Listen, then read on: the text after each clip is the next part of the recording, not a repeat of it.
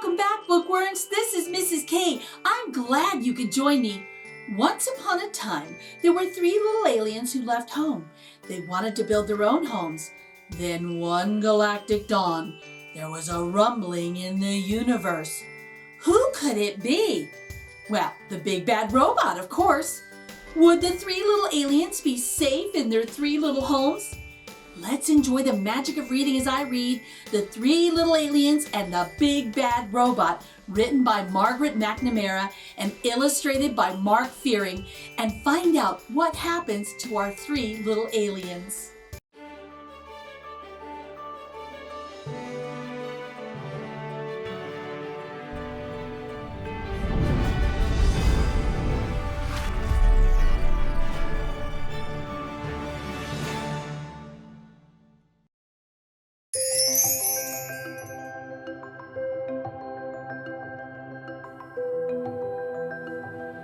Well, that looks scary. Once there was a mama alien who had 3 little aliens. They were called Bork, Gork, and Nikowitz. Bork, Gork, and Nikowitz grew up in an old-fashioned house in a snug, cozy crater on a tiny little planet. As the eons passed, their house got too crowded.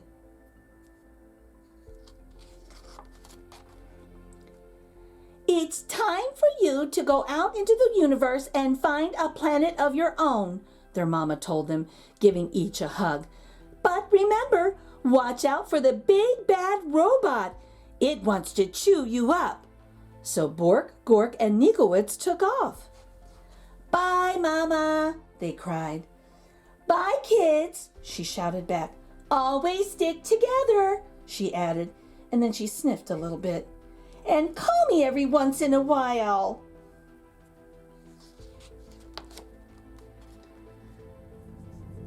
The 3 little aliens traveled far and fast. There's a cute planet, said Bork. Too hot, said Nikowitz.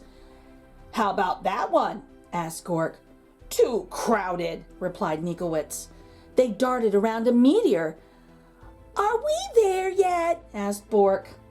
Just past the next bend, a big planet swirling with dust loomed into view.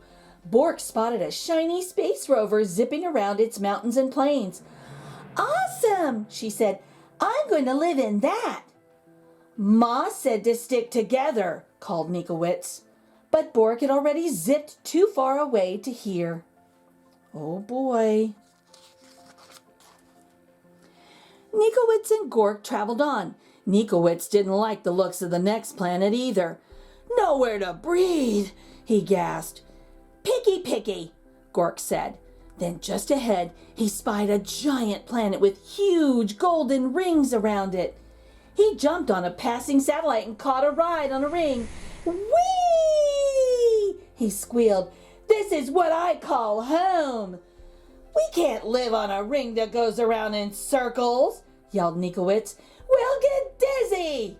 But Gork wasn't paying any attention. Now Nikowitz was all alone. He traveled deeper and deeper into space until he spotted a massive blue planet far out in the galaxy. It had 13 moons and refreshing breezes. This faraway place is where I'll build my home, he said. It will be safe from the big bad robot.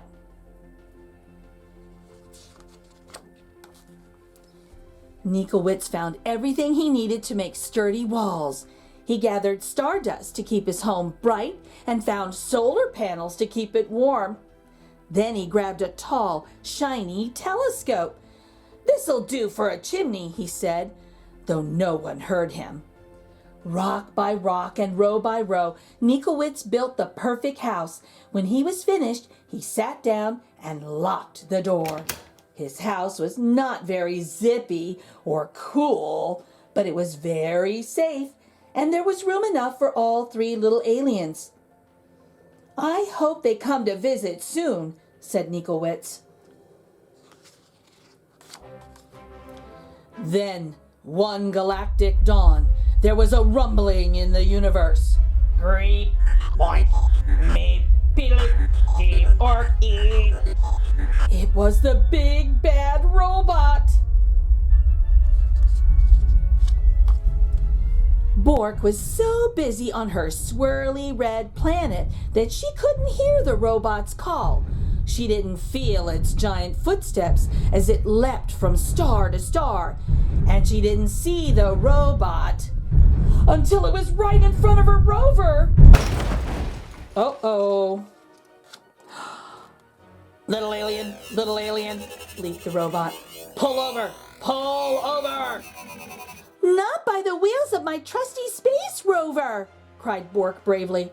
Then I'll crack and smack and whack your house down, meeped the robot. And just like that, the robot cracked and smacked and whacked Bork's shiny rover into 100 pieces.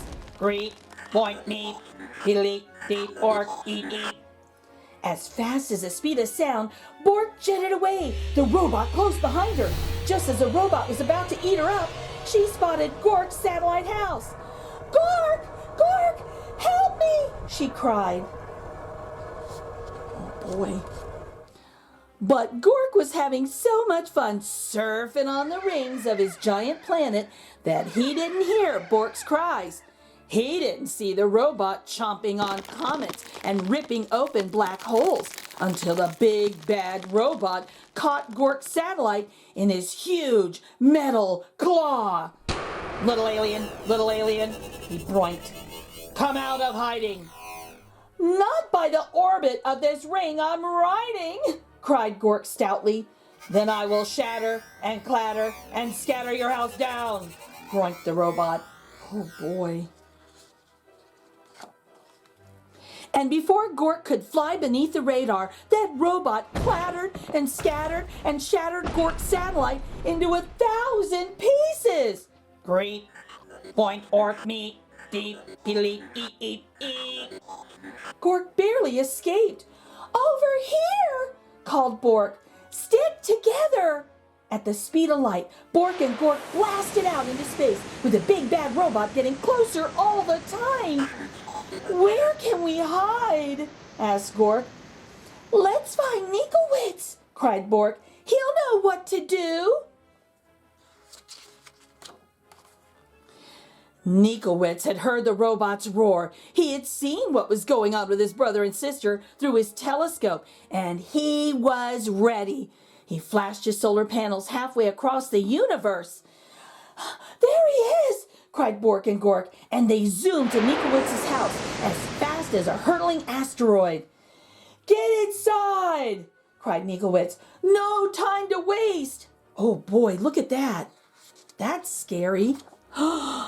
No sooner had Bork and Gork slammed Nikowitz's solid space rock door than they heard the robot rumbling. Little alien, he quaked. Let me come in. "Not by the slime on my chinny chin," cried Nikowitz. Then I will smack and crack and whack your house down, zeeped the robot. Oh boy, that's scary. The big bad robot bashed and crashed Nikowitz's strong solid house. Nothing happened. Then it pounded and smashed really hard. Not a crack. Then it loaded up its triple blaster and zapped that house, but good. That house would not fall down. So the robot forced its way into the little alien's house, right down the chimney. The aliens covered their ears and waited for the robot to chomp them up. Wonder what's going to happen. But halfway down the telescope, that robot got stuck tight. It strained and it struggled. It moaned and it groaned. Nikowitz's house shook and shuddered. But did it fall down? It did not. The robot gave one more mighty cry and burst into 1,000,000 pieces. "Cool," said Bork. "Awesome," said Gork. "Just as I planned," said Nikowitz. "There's just one thing missing," said Bork. Phone home, said Gork. So Nikowitz did. Ma, he said, we have the coziest house in the galaxy. Won't you come over and tuck us in?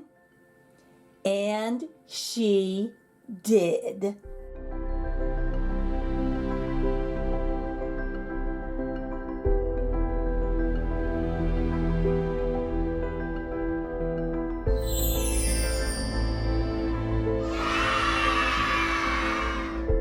If you enjoyed this story, please check it out at your local library or buy a copy from your favorite bookstore.